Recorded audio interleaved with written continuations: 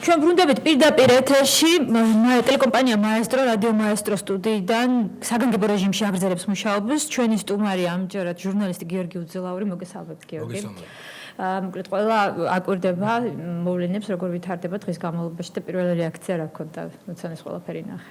პირველი რეაქცია დილით როგორც ჟურნალისტია აკეთებს ხოლმე ნახულობს ქსელებს, ნახულობს ინფორმაციას და პირველივე რაც ნახე ვერ დავიჯერე რომ ეს მართლა მოხდა. რატომ ესე ძნელი დასაჯერებელი იყო რაც მოხდა თუ როგორ? ის რომ ადამიანი ბიზნესმენი და პოლიტიკოსი დაიწყებს კედელზე ძრომიალს, ცოტა უცნაურია, ადრე არ გაუკეთებია ეროსი კიცმარიშვილს ეს. მან განაცხადა რომ წარსული გაიხსენა, ეს იყო ალპინისტი. ალპინისტური გამოცდილება, დიახ. არ არის აუცილებელი ამისთვის, უნდა მოთხოვოთ თორთლაძესაც რომ პარლამენტში ეს ალპინისტური გზით შევიდეთ და შევიდეს არ არის ეს მეგონი.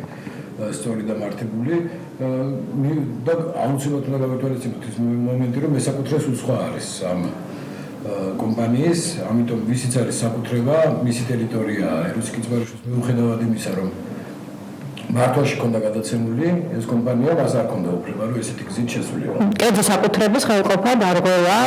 რასაკვირველია და მე მიგვირს პოლიციის რეაქცია, უცნაური რეაქცია, როდესაც პოლიციამ არანაირი რეაგირება არ მოახდინა ამაზე და პირიქით, როგორც ჩვენ მთელი დღის განმავლობაში უყურებთ, პოლიცია რეალურად არის ახლა ეროსი კიცმარიშვილის ინტერესების გამომხატველი. რაც აშენიდან საპატრულო პოლიცია გამოძახებული იყო ტელეკომპანია მაესტროს გენერალური დირექტორის მხრიდან და დაუშვებდნენ დაეტოვებინა ტერიტორია ამ შემთხვევაში გაურკვეველ ადამიანებს, რომლებიც დილიდან იქ იმყოფებოდნენ ტელევიზიის შენობაში. და აქვე ჩდება ლოგიკური კითხვები, რა კავშირი აქვს ეროსი კიცმარიშვილს ხელისუფლებასთან, პოლიციასთან. ლოგიკურია ეს კითხვა. კი, ლოგიკურია, მე ჩემი აზრი მაქვს და ჩემი აზრი საკმაოდ მკაცრია ამასთან დაკავშირებით. მე ვფიქრობ, რომ ეროსი კიცმარიშვილი თავისი მოქმედებებით მუშაობს ხელისუფლებაზე და ის რომ დღეს მაესტრო ესეთ მდგომარეობაშია, ეს დიდწილად არის თვითონ ეროსი კიცმარიშვილის დამსახურება და ამ შემთხვევაში მე ვფიქრობ, მედიამ უნდა თავისი სათქმელი თქვას და არ დაიწყოს სადღაც შუაში დგომა რომ მარტო საუბარი იმაზე რომ მე ჟურნალისტებს უჭერ მხარს, მაგრამ აი დანარჩენი გაარკვიონ ერთმანეთში პრობლემებმა და მესაკუთრემ უნდა ითქვას თავის სახელი უნდა დაერქვას ყველაფერს არ შეიძლება ესეთი პროსტიტუცია გრძელდებოდეს ამ ხნის განმავლობაში. თუ არის ადამიანი რომელიც აშკარად გამოდის ხელისუფლების მხრიდან, ხელისუფლების ინტერესებიდან და ამავდროულად არის ოპოზიციონერი და ამავდროულად არის ესეთი ცნობილი და გავლენიანი მედია საშუალების ხელმძღვანელი, მაშინ ამ ადამიანს სახელი უნდა დაერქვას და შეფასება უნდა მიეცეს საზოგადოებისგან. პირველ რიგში ქვეყანაში, სადაც კანონი არ კანონობს, მნიშვნელოვანია საზოგადოებრივი ლეგიტიმაცია, ხალხის ლეგიტიმაცია. ანუ ხალხმა უნდა გადაწყვიტოს თავისი დამოკიდებულება ამა თუ იმ ადამიანის მიმართ. ის ადამიანი შემდგომში იქნება პოლიტიკაში თუ იქნება ბიზნესში, მას უკვე ექნება თავისი სახელი საზოგადოებიდან დარქმეული და შესაბამისად მას უნდა გაუჩნდეს საზოგადოების კოლექტიური პროტესტი წინ, უნდა დახვდეს ყოველთვის, რომ მას არ შეეძლოს შემდგომში გააკეთოს ის, რაც აქამდე გააკეთა, ეს ეხება კონკრეტულად ეროსი კიცმარიშვილს. ამავდროულად ჩნდება მეორე საკითხი, ეს საკითხია თავად კოლექტივის მომავალი, თქვენ რაღაცნაირად ბოშების ბანაკს გამსგავსებთ, წლიდან წლამდე გაქვთ რაღაც პრობლემები, თუმცა კოლექტივი მაინც ერთად არის შენარჩუნებული. ვფიქრობ, რომ გამომდინარე იქიდან, რომ ჩემთვის უფრო მნიშვნელოვანი არის დამოუკიდებლობის შენარჩუნება, არა ოპოზიციურობა, არამედ დამოუკიდებლობის შენარჩუნება მედია ჯგუფიდან. მე მგონი პრობლემები რომ წლიდან წლამდე ვიბრძოთ ჩვენი დამოუკიდებლობის შესანარჩუნებლად, იმისთვის რომ ჩვენ სარედაქციო პოლიტიკაში არ მოხდეს ჩარევა. ეს არის ჩვენი მთავარი მიზანი. სწორედ ამის გამოხატულება იყო თუნდაც დღევანდელი ჩვენი განცხადება, სადაც მოუწოდეთ ეროსი კიცმარიშვილს დაეტოვებინა ტერიტორია ტელეკომპანიის იმისთვის რომ შევსულიყავით და ისევე გაგოგრძელებინა მუშაობა, როგორც ამ დრომდე ვახორციელებდით ჩვენ ჟურნალისტურ საქმიანობას. მაგრამ უნდა გავითვალისწინოთ ის, რომ ჩვენ ცხოვრობთ საქართველოში და საქართველოში ეს არის ძალიან ნორმალური, უკვე ჩამოყალიბებული. ნორმალური არ არის, მაგრამ ნორმად აქცია ხელისუფლებამ, როდესაც ისეთი გაგება დემოკრატიის, როგორიცაა კერძო საკუთრების ხელყოფა, არის ძალიან ნორმალური და მისაღებია და ხელისუფლება ამას ყოველთვის იყენებს ნებისმიერი ოპოზიციური ჯგუფის მიმართ, ან არ დამოკიდებული ჯგუფის მიმართ, არაკონტროლირებადი ჯგუფის მიმართ. ეხლა ხან საკმარისი იყო ბიძინა ივანიშვილი გამოჩენილიყო პოლიტიკაში, რომ ბიძინა ივანიშვილის აქტივებს და ანუ შენობებს, რომლებიც მას ჰქონდა, რომელიც პირდაპირ არ იყო დაკავშირებული მის პოლიტიკურ აქტიურობასთან, მასაც დაუყადაღეს, პრობლემები შეუქმნეს როსტომის სასახლეს, მეორე ჟურნალისტთა სახლს. ასე რომ ეს ჩვეული ტაქტიკაა ხელისუფლებისგან. ჩვენ უნდა ვისწავლოთ, როგორ მოვიქცეთ ამ შემთხვევაში, როგორ უნდა დაუპირისპირდეთ. მე ვფიქრობ, ყველაზე კარგია მაქსიმალურად ვეცადოთ ჩვენ შევქმნათ ისეთი ჯგუფები, რომლებიც დამოუკიდებელი იქნებიან ამ გარემოებებისგან.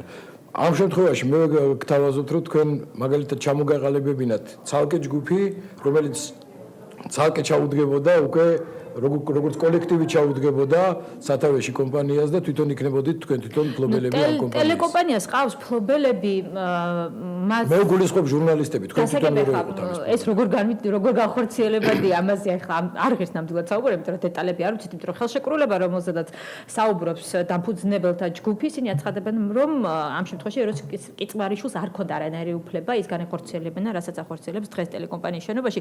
მე ერთი რამე მინდა კითხოთ, თქვენ განაცხადეთ, რომ არ არის დრო ჟურნალისტებმა ისეთი შუალედური დამოკიდებულება დაიჭირა, როგორცაც დღეს თქვენი კოლეგების მხრიდან თუნდაც მაესტროსთან მიმართებაში.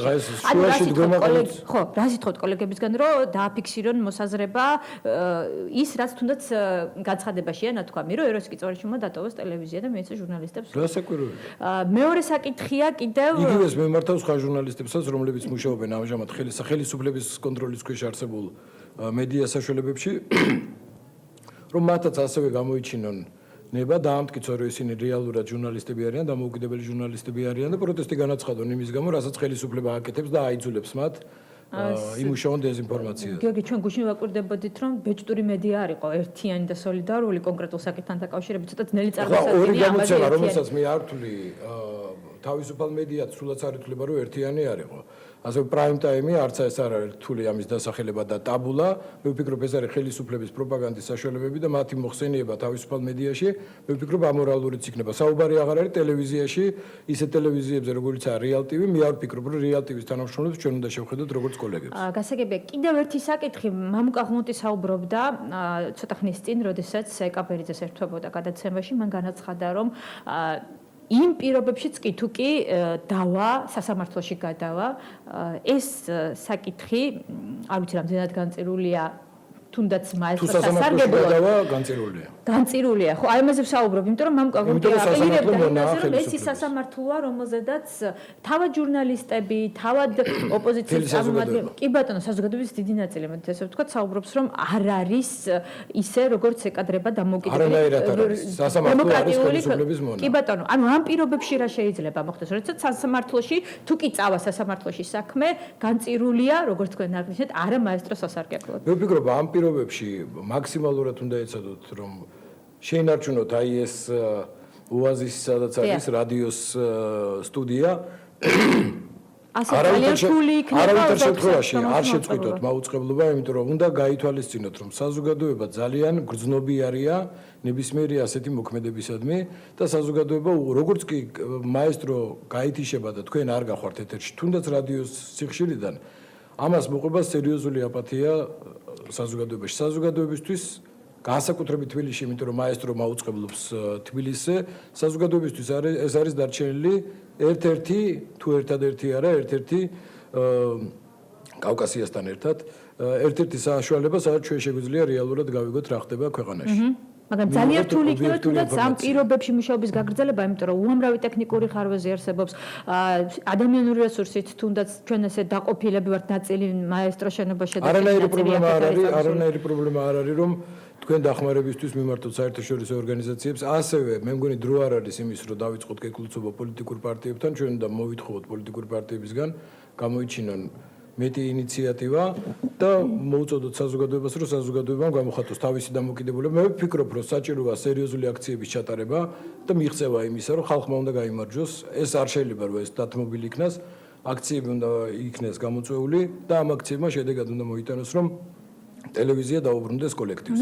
იქ როგორ გადაწყვეტენ თვითონ მესაკუთრეები გავიდნენ სასამართლოში, რომელ სასამართლოშიც უნდა იქ ილაპარაკონ, მაგრამ ტელევიზიას უნდა ქონდეს საშუალება, რომ ეთერში იყოს. კი ბატონო, პირველ რიგში, რასაც ტელევიზიის ერთ-ერთი დამფუძნებელი ითხოვს, ის აცხადებს, რომ ტყვეობაში ამ შემთხვევაში მცეულად არის აყვანილი, რადგანაც არ იძლევა საშუალება, როგორც კი კარს გააღებს, მამკაღლონზე საუბარი, არ აქვს გარანტია, რომ ტელეკომპანიაში არ შევარდებიან მისთვის და აგრეთვე ტელევიზიის სხვა თანამშრომლობებისთვის უცნობი ადამიანები, რომლებიც იქ დილიდან იმყოფებიან და არ ვიცით ეს ადამიანები ვინ არიან. სხვადასხვა ქალაქში გავრცელდა ინფორმაცია, რომ ეს ადამიანები შეიძლება წარმოადგენენ სპეცსამსახურებს, მე არ ვიცი ეს, მაგრამ ფაქტი ის არის, რომ ადამიანები, რომლებიც გარშემოტრიალებენ, რომლებიც არიან ამ კოლექტივის წევრები, მათ შორის თქვენს გულისხმობთ, თქვენ ვერცერთი ვერ ამოიცანით ეროს კიცვარიშვილის გარშემო ადამიანები, რომლებიც იქ იყვნენ. ეს რა თქმა უნდა ბადებს კითხვებს. გასაგებია. და აჩენს ასევე პასუხებსაც, იმიტომ რომ პოლიცია რეალურად ხარს უჭერს ეროს კიცვარიშვილს, უფრო მარტივად რო ვთქვა, ხელისუფლება ცდილობს ახლა მიკეტოს ეს არხი, რომელიც ცდილობს ობიექტური აზრი მიაწოდოს ხალხს და ამისთვის ხალხმა თუ დათმო, ეს ჩვენ მოგვიბრუნდება ძალიან რთულად და ის იმედები, რაც ხალხში არის გაჩენილი, თუნდაც ბიძინა ივანიშვილის პოლიტიკაში შემოსვლით, ანუ ალტერნატიული პოლიტიკის გამოცოცხლებით, ეს იმედები შეიძლება ჩაქრეს, თუ მაესტრომ არ მიაღწია დამოუკიდებლობას. კი ბატონო, ძალიან დიდი მადლობა. გიორგი უძლაური იყო ჩვენთან გადაცემაში. სტუმრად მადლობთ გიორგი იმისთვის, რომ მოხვედით და აზრი დააფიქსირეთ. ჩვენ დავბრუნდებით ოდნავ მოგვიანებით ეთერში, მანამდე ეკაბერიძე მორიგ სტუმართან ერთად ჩაგერთვება და მოგაწვდით ბოლო ინფორმაციას.